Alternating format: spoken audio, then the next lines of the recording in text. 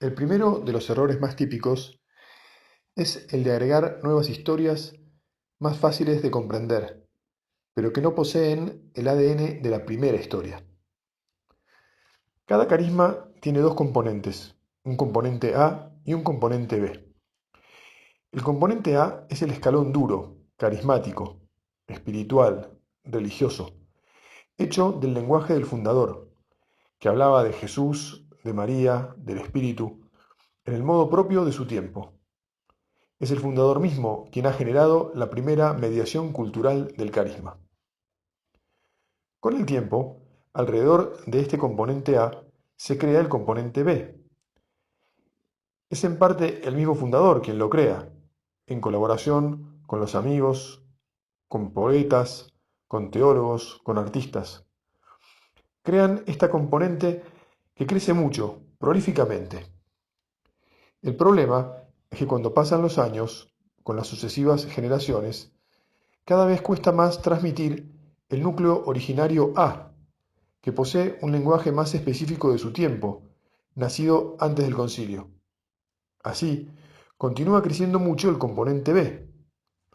Por ejemplo, en mi caso, que yo soy focolarino y me ocupo mucho de la economía de la comunión, tengo un riesgo. Hablar del socio invisible en los términos de Clara Nuich es hoy muy complicado. Entonces, ¿qué puedo intentar? Y meterme a hablar de ética empresarial, etcétera. Es decir, estaría creando una nueva narración mucho más comprensible, en la que lo que realmente pasa es que se empieza a contar otra historia. Ese es el motivo por el que resulta comprensible, y es porque ya es otra historia. No es nuestro caso, no quiero que me escuche un focolar y se ofenda. Es decir, el riesgo que se corre es que para dar a entender el carisma tengas que narrar una historia más simple y entonces estés simplemente contando otra historia.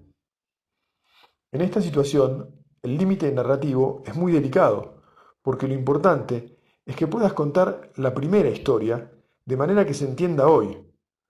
No se trata de contar una historia distinta. Por poner otro ejemplo, una comunidad nace de un carisma que quería evangelizar el mundo de la familia. Resulta que, frente a la dificultad de continuar explicándose a sí mismos y a su mundo las palabras evangélicas de la primera generación, comienzan a hablar de políticas familiares, políticas de la adopción, de métodos de concepción natural y no natural, etc. Estos son tópicos mucho más cercanos a la nueva sensibilidad cultural, pero el problema que se esconde aquí tiene que ver con el capital narrativo. Esta asociación ya no puede utilizar el primer capital narrativo, que se ha transformado en un recurso para redactar las felicitaciones de Navidad. En ellas se suelen poner frases históricas del fundador. Para mí es obvio que estas nuevas historias encierran un verdadero riesgo. Alguno me ha dicho, Luisino, ¿cuál es el problema? En la realidad todo evoluciona, todo cambia. Nacimos del carisma de Don Bosco para los jóvenes pobres de Turín y hoy ponemos escuelas en Roma para las familias ricas de allí porque cuentan con el dinero necesario para pagarlas. Todo evoluciona, todo cambia. ¿Por qué esto debería preocuparnos? Yo no me preocupo, me dicen. Y depende de quién deba formularse la pregunta. Por ejemplo, si yo soy el presidente del Opus Dei hoy, o de cualquier movimiento importante u obra de cierta envergadura, la problemática que subyace es el tipo de personas a las que estoy atrayendo. Es decir, con los cuentos de la Fundación, con el capital narrativo A, yo traigo vocaciones. En cambio, con los cuentos del tipo 2, que llamábamos componente B, lo que atraigo son meros simpatizantes. Los simpatizantes son aquellos que vienen, nos aprecian, aplauden y luego dicen, ok, nos vemos el año que viene. Son personas que no se comprometen. En otras palabras, la capacidad de atraer vocaciones está ligada a la piedra de toque del carisma. no se encuentra ligada a los relatos más simples. Sucederá que con el tiempo te encontrarás con bastante gente alrededor, pero sin vocaciones. Y esto sí que es un verdadero problema, ya que para los movimientos carismáticos la vocación lo es todo. Como decíamos al principio, uno tiene que encontrar a ese joven o a esa joven que dice, oh Dios, soy yo, esa es mi vida, a eso estoy llamado. Ese soy yo solo se dispara al encontrarse con la parte profunda del carisma, no surge con la ética de la empresa. Hay gente que viene a las cenas, a los almuerzos, que da dinero, etc.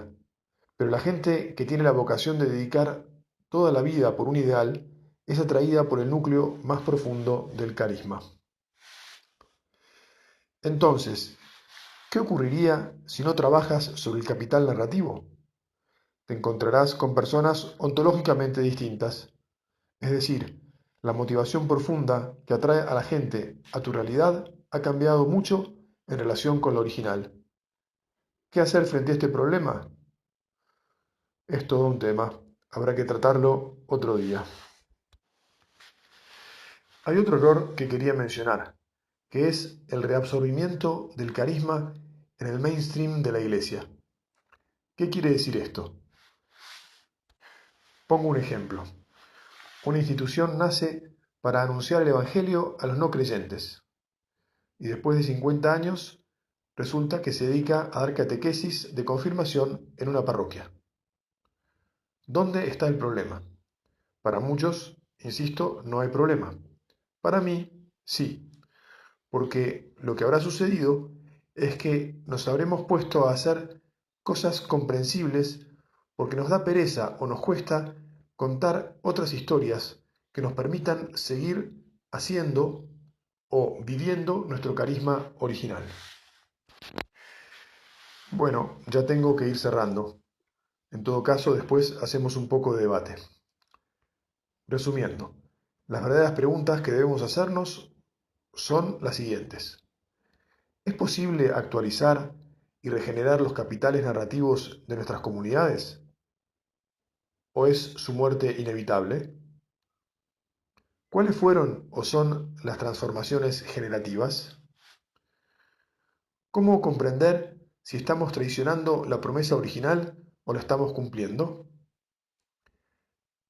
Estas son las preguntas que he tratado de responder en el diario L'Avenire en los últimos domingos y que se convertirán en un pequeño librito. No puedo hablar de todo ello ahora porque ya he hablado más de 40 minutos. Solo querría insistir que un lugar para buscar las respuestas a estos interrogantes son los profetas. Yo busco mucho en ellos, aprendo y escribo una serie sobre los profetas y otra serie sobre las OMI, las organizaciones movidas por ideales. En la Biblia hay una infinita riqueza sobre estas cosas y en el momento del pasaje que viven tantos movimientos tenemos que volver a la Biblia. La Biblia es una fuente antropológica sapiencial enorme. Con este apelo a que se bucee la lectura de la Sagrada Escritura, les agradezco por su atención. Aquí termina Luigino Bruni. Naturalmente, al traducir esta conferencia, he editado varias partes para que resulte más comprensible y he dejado afuera algunos pequeños párrafos donde él conversa o agrega ejemplos que no van por el centro de la cuestión. Quiero por último decir que el librito que publicó se llama La destrucción creadora y lleva por subtítulo Cómo afrontar las crisis en las organizaciones motivadas por ideales.